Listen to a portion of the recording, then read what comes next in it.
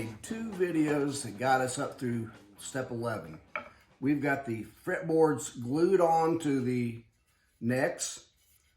Before I do any other shaping, I'm going to put the inlays on here. So you got to make sure you get them in the right place. So I'm going to take a neck that I've already got dots on and use it to make sure I put them in the right place. By comparing to a known neck, you should be able to mark accurately where your inlays go by putting an X diagonally across each one of those locations. Here at the 12th fret, we get 2 dots. Measure to the middle. So right here, I'm going to put a double X. I've gently clamped my necks together here, and I'm just checking for square on the frets. And I'm going to take where the dot was on this neck and just put a mark here. 12th fret, we get 2 dots.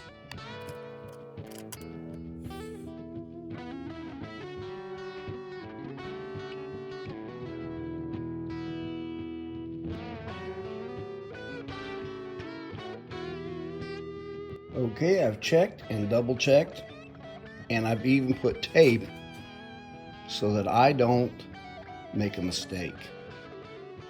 Even if you've got your center line marked, you feel confident it's in the center, and you center punch that,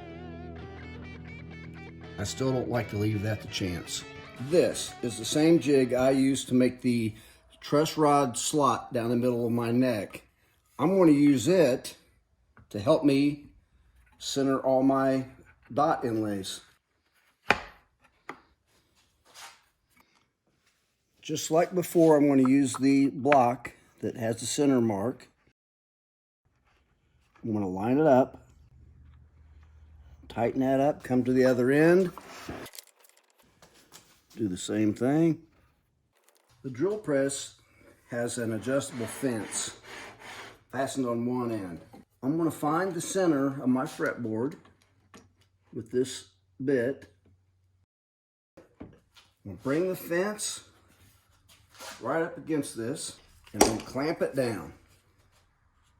Okay, with the fence clamped down, you can see that the center is always going to be the center as long as I keep the jig against the fence. I've set the fastener bit to where it goes about halfway through the fretboard. Leaves about 1/8 of an inch of wood. All right, we're ready to start.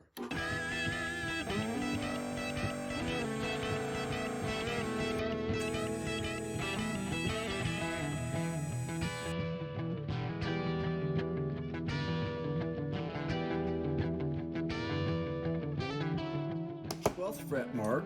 I'm going to take and move the whole thing over.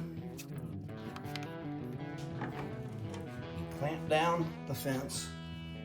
Okay, I've got it positioned where there's a dot off to the side with my jig. Now I turn the whole jig around. Put it against the fence. And that's going to evenly space these dots off the center.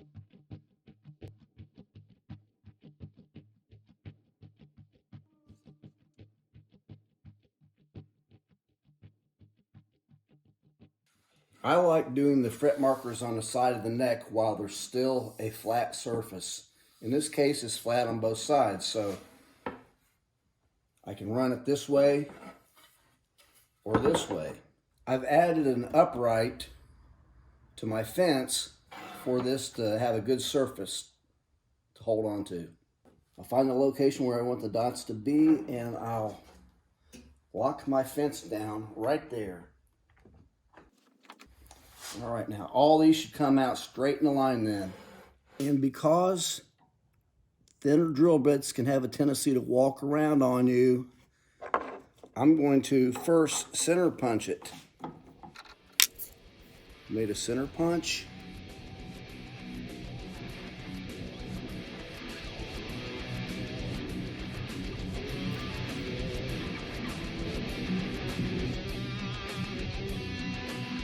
center punch, so now I'll drill it.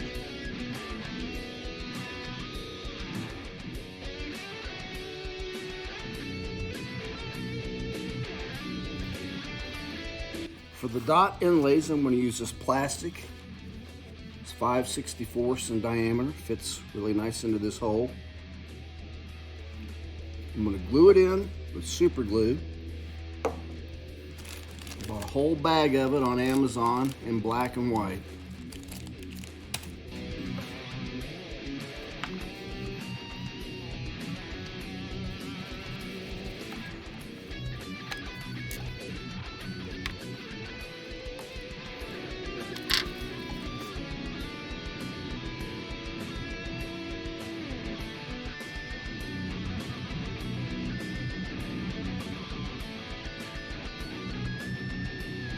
One stick of the side marker plastic did 2 necks. For dot inlays, you can buy plastic rod like this, 1/4 inch, in black, white, there's maybe even other colors. So that's how this guitar neck was done, with this black plastic rod right here.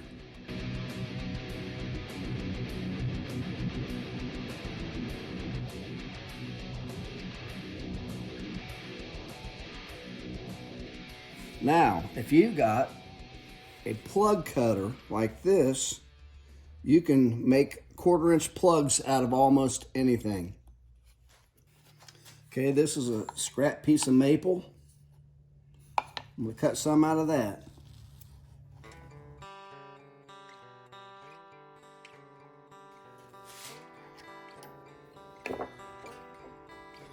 We got a nice 1/4 inch maple. 25 maple dot inlays ready to go. I'm not going to use the maple. I glued 3 picks together with acetone.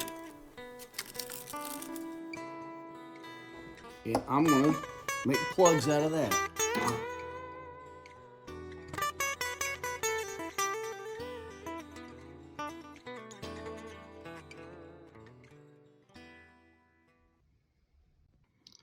Several years ago, I've made some dots out of these guitar picks and put them in this guitar.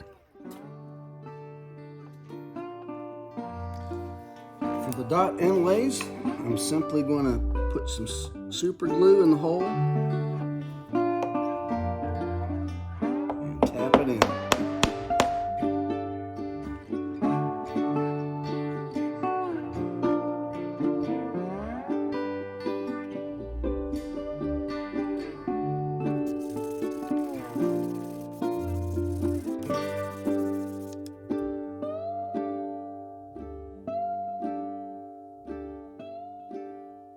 These 2 guitar necks now have the inlays on them, side markers, dots on the front.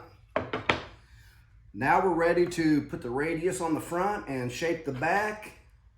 One thing that will be left to do is to put the notch right here for the access to this spoke wheel, like I've done on this neck right here.